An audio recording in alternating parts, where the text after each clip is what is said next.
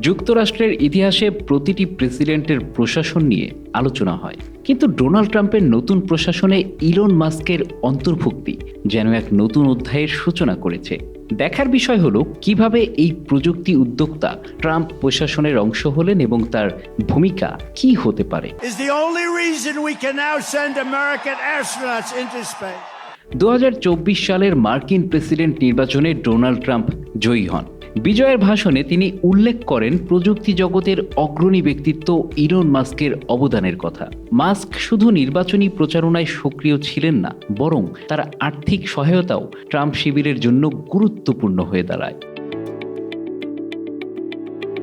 President নির্বাচিত হওয়ার পরপরই ট্রাম্প ঘোষণা করেন একটি নতুন দপ্তর প্রতিষ্ঠা করা হবে, ডিপার্টমেন্ট অফ গভর্নমেন্ট এফিসিয়েন্সি বা ডোজ। এর মূল লক্ষ্য হবে সরকারি কাঠামোতে দক্ষতা আনা, আমলাতন্ত্র কমানো এবং রাষ্ট্রীয় প্রতিষ্ঠানের পুনর্গঠন।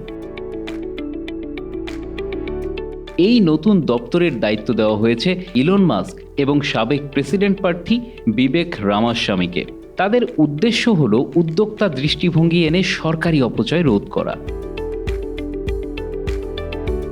ইলন মাস্ক একজন উদ্যোক্তা যিনি টেসলা, স্পেসএক্স এবং সামাজিক যোগাযোগ মাধ্যম এক্সের মাধ্যমে প্রযুক্তি জগতের শীর্ষে রয়েছেন। এবার তিনি সরকারি কর্মকাণ্ডের দক্ষতা বাড়ানোর কাজে যুক্ত হচ্ছেন। ডোনাল্ড ট্রাম্প একে তুলনা করেছেন ম্যানহাটন প্রজেক্টের সঙ্গে।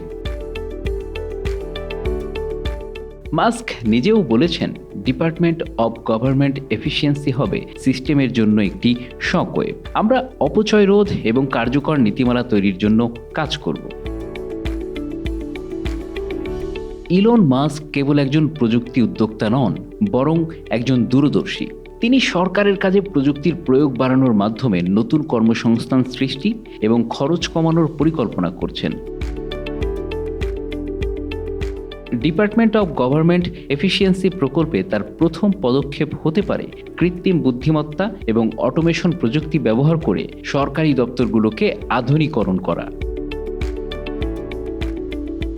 2026 সালের 4 জুলাই যুক্তরাষ্ট্রের স্বাধীনতা দিবসের মধ্যে এই প্রকল্প সম্পন্ন করার লক্ষ্য নির্ধারণ করা হয়েছে।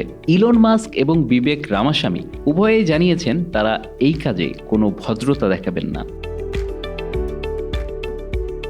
তবে মাস্কের এই নিয়োগ নিয়ে বিতর্কও কম নয়। সমালোচকরা বলছেন সরকারি কাজে ব্যবসায়িক দৃষ্টিভঙ্গি আনা কি আদৌ কার্যকর হবে? আবার অনেকেই মনে করছেন মাস্কের নিয়োগ রাজনৈতিক স্বার্থে নেওয়া একটি সিদ্ধান্ত।